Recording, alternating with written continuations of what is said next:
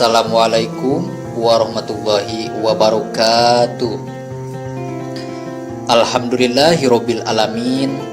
Dulur-dulur anu di lemur, baraya-baraya anu di desa oge anu di kota, dina denget ieu urang tiasa patepang dangu deui dina acara anu maneh nyaeta dongeng Sunda. Ieu dongeng teh dikarang ku Kang Rudiansah, urang leles Garut. Kalayan nyenak jejer carios nyaeta lawon bodas.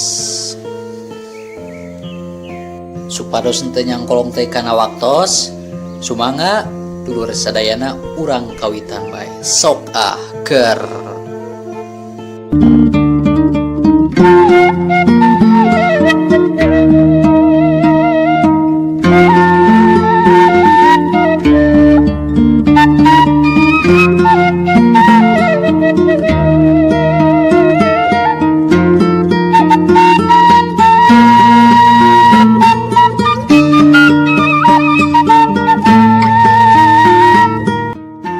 Bubukaning ieu carita. Kuanci isuk-isuk harita teh Abdul narima telepon ti babaturana anu ngaranna Lisa. Ceuk dina telepon, "Halo Dul, halo Abdul, ka mana bae ieu geus beurang? Geus beurang kieu menikah can mol-mol. Mana deui si Momo? Ngesudang atawa acan?" "Pokna," ceuk Lisa. Abdul gancang ngajawab bari nyisiran. Pukna anu kusut tas mandi. Nya kalem atulis. Ayeuna urang OTW ieu jeung Mumu. Sakedeung deui nya. Jawab Abdul. Geus kitu Mumu ngurunjung. Karek beres di baju. "Mu, kadepo ieu. Mawa alat jang keperluan keur ke dipilanya. Dahareun jeung anu liana." Ceuk Abdul ka Mumu ngingetan deui bisi aya anu poho. Momo gancang nembalan, "Moal yang margi sadayana tos aya dina jero tas rangselnya kantun berangkat pokona mah." Tembal Mumu pamajikana Abdul. "Oh, nya hayu atuh. Burunya si Lisa ieu jeung babaturana geus ngadaragoan di parapatan soal nama bieu nelepon. Neleponan hayok malah mah." Ajak Abdul anu bangun rusuh. Mumu gancang nuturkeun, "Teu poho." Jepret panto dikunci. Leos duanana tuluy arindin ninggalkeun pakarangan imah make mobil Avanza warna silver. Bius mobil indit teu kacatur di jalana, geus kitu reg mobil eureun di parapatan sarta dipapagkeun ku Lisa katut batur-baturna anu sarua katingalina gararaya. "Ieu atuh ayeuna," ceuk Lisa ngajak indit buru-buru. Abdul ngiceupan ka lalaki deukeuteuna manehnana anu nangtung ngaranna Randy salaki Lisa. Randy katingali seri koneng, manehna geus teu aneh ku sifat pamajikanna anu sok ngaburu-buru lamun aya niat teh. Sedengkeun babaturan mah anu sejen ngadon ngarobrol we jeung pada baturana anu lian. Ngaromongkeun kaayaan Pilanisa anu jadi jug-jugan teh kumaha kaayaanana cenah. Singgetna carita, kabeh tuluy narae kana mobilna masing-masing. Aya oge anu milu samobil jeung Abdul katut Mumu. Laju nuturkeun mobil Randy katut Lisa panghareupna. Di tukangan mobil baturna deui nuturkeun kabehanana jadi aya 3 mobil 12 jalma. Jeung tetela anu disorang teh lain kota tapi sisi gunung geledegan. Tungtung lemur jauh ka kota, jalan ge sapaseun mobil bari butut deui. Di tengahing perjalanan Randy ngadadak mobilna eureun. Sing horeng aya nu megat. Saurang nini-nini geus kolot tokol-tokol. Make itu lempang naoge katingalina bongkok. Atuh kapaksa reg mobil Randy dieureunkeun. Lanju manehna mukakeun kaca mobil, tuluy tumanya ka nini-nini anu harita nyamperkeun ka lawang panto. Astagfirullahaladzim. Nah hari ini punten ieu Tadi Nini hampir kadupa ku kuring ya. Ku mobil kuring. Ada kumaha atuh Nini mah. Bongan nih tadi di tengah jalan. Aya naon ieu teh ni? Ceuk Randy tumanya kaetan Nini. Tapi anu ditanya harita teh ngadon malik nanya teutepanana seukeut ngandung pangabaran. Ari Ujang teh bade kamarana aja teh. Ngan malapat deui sigana mah Ujang teh bade ka pilanisanya. Ya Ujang. Saena mah Ujang sareng anu sanesna teh araruih deui bae. Margi bahaya. Upami Ujang sadayana ngadongkapan ka eta tempat. Ceuk eta Nini. Ini masuk aya wae. Pokna Randy ngadon ngulutus. Kaca mobil laju ditutupkeun deui. Teu miros ya kaetan Nini. Naon sayang? Lisa tumanya lantaran penasaran. Randy gentak ngajawab, teu kungsi ngaliek deui ka tempat Nini anu jirimna langsung ngaleungit. Eta cenah urang tong init ka Piranisa. Bahaya pajarna teh kitu tah. Jeung aneh. Naha bet apaleun nya urang arek eta pila. Jawab Randy satengah ngahulang manehna. Bari hatena saeutik rada kapangaruhan ku perasaan sieun jajantung ngadadak ratuk. Mana Kang? Tos teu aya geuning. Lisa kerung sabab ngareret keluar Nini anu dicaritakeun ku Randy kasampak geus eueuh. Coba pikir, yus mobil maju deui sabab ditukangeun gandeng kudu ngelaksonan. Geus kitu teu kacatur di jalanan. Reg-reg tilu mobil tuluy areureun hareupeun wangunan pila anu lumayan tohaga di papaesan ku taman tempat reureuh. Jeung aneh, tempatna teh rada keuman, rehe comrek, sepi jempling. Sarta meh bareng Randy jeung anu sajena harita tarurun tina jero mobil. Isan pamuda lajang harita nyampeurkeun pok nyarita ka Randy jeung ka Lisa. Ren, ari tadi ngajak ngobrol ka saha? Tadi beciga nyarita sorangan bari melong keluar. Kita kukuring ditinggalikeun. Kumaha cik kumaha ari ceuk teh Lisa? Nempo teu? Saha anu tadi ngobrol jeung si Randy? Tanya Ihsan hari wes. Anu ditanya teu waka ngajawab, ngadon sirih teuteup. Randy pok ngomong, tadi aya Nini nyata, aduh, reka dupa ku mobil kuring teh yeuh. Ceuk Randy, Ihsan kerung, red ka Maya, red deui ka Rodi, red ka Abdul, red ka Mumu jeung ka nu opatan deui.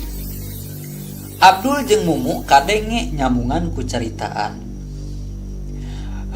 Tadi teh didinya buat ngomong sorangan Ren, piraku teh sadar. Cek Abdul, Boa-boa Momo teu wani nuluykeun caritaanana kaburu pundukna asa muringkak. Boa-boa naon mau sok aya wae dinya mah. Aduh, cek Randy jiga anu keheul. Momo teu nemalan lantaran kapiheulaan manten ku Dodi. Aduh, kumaha atuh ieu teh? Arek liburan atawa ngadon parere omong, Bari teu puguh naon dimasalahkeun. Cek Dodi manehna bari seuri. Randy geus calangap arek ngomong deui ngan kaburu aya lalaki kolot datang nyampeurkeun kadinya harita teh jadi weh teu tulus. Sirahna diikat leungeunna ngajingji koncimpila pok ngomong, "Encep, Neng, Wilujeng sumping, nepangkeun wasta mamang katelah mamang ucup. Bagian ngajaga pila." Ceuk eta lalaki kolot kituna teh bari ngasongkeun leungeun pikeun terus ngawanohkeun diri. Nepangkeun Mang, abdi Dodi. Nepangkeun Mang, abdi Lisa. Abdi Randy. Maya, Ceuk kabehanana nyarebutkeun ngaran masing-masing ka Mang Ucup bari sasalaman. Tur saterusna Mang Ucup mukakeun pantopila make kunci. Bray, pantopila dibuka. Ramat lancah pasuranteng ti lawang panto keneh. Aduh, jorok pisan euy nya. Iya anu boga pila. Bau hapuknya kotor deh. Jigana lila teu kaurus yo. Ceuk Dodi poksang. Maya gancang nyikeung kusikuna bari ngomong. Gandeng, meuni bawel-bawel teuing maneh mah kawas awewe bae. Teu di mana teu di mendi. Ceuk Maya ngagebes.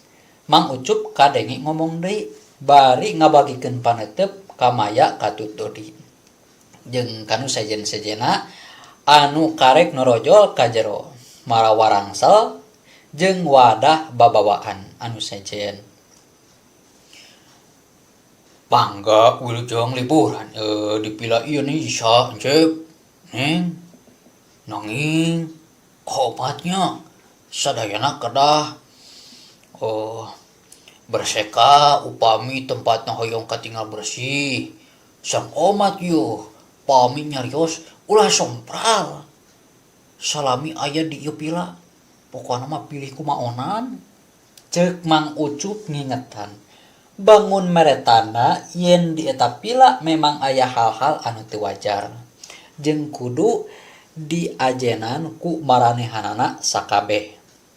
Oh, siaplah Mang, walon Dodi. Pok kitu deui anu sejenna pada ungeuk jeung ngarti. Geus kitu mah leos Mang Ucup ngaleos deui indit ningalkeun rombongan Abdul anu memang arek liburan di eta pila. Bari rengkuh jeung samemeh di tempatan teh eta pila tuluy padah meresihan, kebulna dilapan runtahna disapuan nepi ka lalenang lalening. Abdul jeung Mumu paduduaan keur memeres kamar keur tempat maranehana engke istirahat. Yang naon ieu? Asa garila teuing. Aya foto jelema keur dipencit ya masigana teh. Ceuk Mumu bari ngasongkeun foto ka Abdul. Ku Abdul tuluy di tampanan. Tapi ditinggalian ku Abdul mah eta foto teh eusina bet beda deui. Lain foto anu disebutkeun ku Mumu pieu. Ah, mana Mu? Salain-lain nyebutkeun foto anu keur dipencit sagala. Ceuk Abdul bari ngasongkeun deui foto ka Mumu. Ku Mumu diilikan deui, tetela bener. Eta foto teh geus robah deui eusina teh. Jadi mangrupa foto eta pila. Mumu tuluy ngaulang mikiran eta foto. Sedengkeun di luar kamar, tembong Ihsan jeung anu sejenna keur sibuk memeres kursi jeung nyapuan ramat lancah. Sedengkeun Maya jeung Randy harita teh keur meresan tempat paranti lalajo anu didinya geus disadiakeun TV dibantuan harita ku Silpi kabogohna si Ihsan. Barang keur kitu leungeun Maya ngarampa hiji barang warna bodas mangrupa kain panutup patung jelema sapotong eueuh suku eueuh leungeunnan. Karasa geus kitu aya angin ngahiliwir ti eta patung nebak kana pundukna Maya. Laju pindah ka punduk Randy katut Silpi sarta ngahiuk ka tengah ima. Ceblag panto kamar ngadadak muka katebak ku eta angin. Ngakareuwahkeun Abdul jeung Mumu anu kasampak keur sirih cium. Randy temong nyamperkeun bari nanya. Aya naon ieu teh Dul? Ngareurewas? Tanya Randy ngelol ti lawang kamar. Teuing atuh euy. Urang ge kaget puguh ieu teh. Panto kamar bet ngadadak muka. Bari aya angin ngaheos ka jero kamar ieu. Mata sport jantung euy, aslina pokona mah. Jawab Abdul. Randy kadanging seuri tuluy ngomong. Buah-buah juri euy eta teh. Aduh, teu redoeun nempo maneh paduduaan tah. Paduduaan wae di jero kamar. Ceuk Randy. Ngaco maneh mah ngomong teh. Mumu nempas. Ngaku he atuh. Tadi pokoknya mah katingali jiwanya. ngomong baik di palengpeng sia ku uing. Momo harita ngabaladokeun album foto ka Randy anu haban nyeungserikeun ka manehanana. Sedengkeun anu sajena ngadon garogodeg. Nya sok atuh parereak omong kainya parasea. Geus lah, mending geradahar we ayeuna mah ye.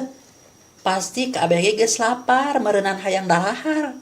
Jeung cing inget kana papatahan Mang Ucup tadi. Tong sompra lamun ngomong, Ceuk Maya teu weleh ngingetan. Tur kayan di jero pila kabeh geus bararesih jeung rapih mah. Jeung Iwalti di luar meureunnan anu teu pati diropea teh sarta kabeh dahareun geus dijagrakeun dina luhur meja makan ku Mumu harita teh. buru-buru atuh geura dalahar ye. Ngeunah geura pasakan menang princess mah moal matak bosen. Ceuk Mumu muji pasakanana sorangan. Alah, ngaku princess. Princess di mana? Princess di Hong Kong. Celengkeung teh Abdul bari tas di kamar cai. Si usilan. Tembal Mumu bari ngadilak, tapi lain ngadilak ngewa. Hayu atuh urang dalahar heula. Ajak Yeni lanceukna Susi. Moal ka dahar abdi mah ieu teh pek we ti heula. Tembal Susi anu pagaweana teh ngan nyekel musik we tina HP eueuh deui gawe. Hayu atuh Susi, urang dah heula piraku ti Jakarta kade can lapar-lapar acan. Hayu. Ceuk Yeni deui haben ngajakan. Nyaan teh moal ka abdi mah. Juga teteh ti heula abdi mah engke paneuri. Walon Susi bari neuteup kalanjeukna lir jiga anu rek lila pipisahan. Hatena jol nyeblak parang nempo beungeut lanceukna ngaleos teh. Oh, nya atuh. Ari kitu mah teteh ti heula nya. Mangga teh, mangga. Geus kitu mah leos Yeni nyampeurkeun deui nu sejen anu harita geus pangheulana dariuk dina kursi meja makan panjang. Mana ari si Susi teh? Silpi nanya kabeneran diukna ngareneng jeung Yeni katut ihsan ka bogohna. Yeni gancang ngajawab, Nya cenah moal waka bali dekeneh pajar teh. Nafsu makana cenah canaek. Pokna bari nyerengeh. Ihsan kadenge nemrong ngomong, wareg teuing meureun ku musik. Yeni mah boga adi teh nya. Didinya mah kitu. Lah padahal masa kitu ripuhna. Make jeung dahar sagala rupa. Ceuk Ihsan bari mesem. Ku Silpi disigeung leungeunna atuh redak sangu jeung angeun lodeh teh ngadon ngaledak kana pipi lain dihuapkeun kana baham. Sedengkeun Yeni mah ukur seri leutik harita teh. Dekul dahar ponyo naker memang keur lapar. Teu bisa cicing leungeun teh eta maneh. Aduh, ceuk Ihsan bari ngahuap. Bohongan sah atuh bet loyor. Tembal Silpi. Sedengkeun Susi nalika ditinggalkeun sorangan di jero kamar teh, jol ngaranjung kaget nalika aya jirim jalma asup ka jero kamar ngaliwatan jandela anu muka.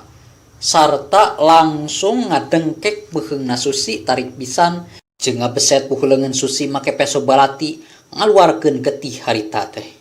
Ngajadikeun Susi tuluy teu inget di bumi alam. Tur geus moal ingeteun deui jalan pikeun balik deui ka eta pila. Mangsa dibawa ku eta jalma ka hiji tempat. Imah panggung leutik di tengah leuweung geledegan sisi leuwih. Tuluy dibajigjag dina tihang. Sawur beungeutna Susi teh aya nu manyur make cai. Susi sadar tina kapiuhanana. Aya naon? Aya di mana ieu teh? Ceuk Susi bari kaget waktu nitenan tempat asing pikeun dirina. Breh, didinya aya tangtungan hiji jalma dina wanda rupa goreng patut matak pikasieun anu beungeutna korodok samuburuk bilatungan. Bibir nyingsat ka luhur nemongkeun huntu-huntu anu harideung kabeh. Cenah pikeun jalma anu apal mah ka eta jalma tangtu moal birekeun deui yen eta teh Mah Perot, dukun sakti ti Gunung Lawu. Tur manehna salila ieu ngalap ilmu hideung sarta numbalkeun jalma loba pikeun nyampurnakeun ilmuna. Leuwih ti kitu, manehna hayang nyegerkeun deui beungeutna anu ruksak balukar tina supata lawan bodas. Caturkeun deui kayan dipila harita teh. Satu tasna beres dalahar, kabeh jadi raruas. Waktu ngadenge ieu teu ceurik dijerita di jero kamar. Sabab nempo getih nempel dina spray jeung dina kusen lawang janela kamar keluar. Susi kasampak geus eueuh. Susi eueuh Maya. Susi adi aing eueuh. Ceuk Yeni ka Maya nalika ditanya. Erwin, Ihsan, coba teangan si Susi ka tukangan pila. Abdul, Dodi, teangan kumaneh ka jalur jalan raya. Cuk buru-buru. Pok Maya nitah harita. Ari urang jeung si Arendi neangan ka mana atuh Mai? Tanya Lisa jiga anu bingung. Kan bae cicing we marane mah di dieu. Baturan urang ke gua batur. Walon Maya ponok. Keur kitu, gedi Grandi mulu ka kamar sajen. Brak mokeun patu kamar disakalikeun. Di mana harita teh di jero eta kamar, Sinta jeung Maman ngadon keur sosonoan. Aduh, sia keur naonan eta? Batur keur rariweuh teh. Ngadon kukudaan. Teh nyaho sia teh? Si Susi leungit. Cek Rendi bari ngacengut buuk Maman satarikna harita teh. Celebet pipina tuluy ditampiling ku Rendi.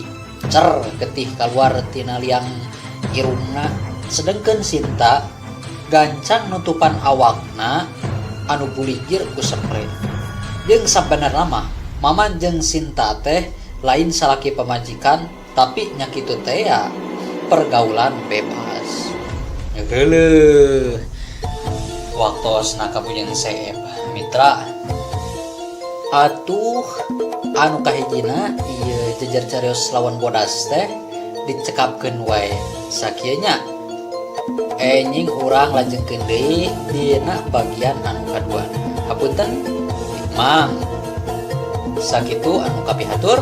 Wassalamualaikum warahmatullahi wabarakatuh. Cak.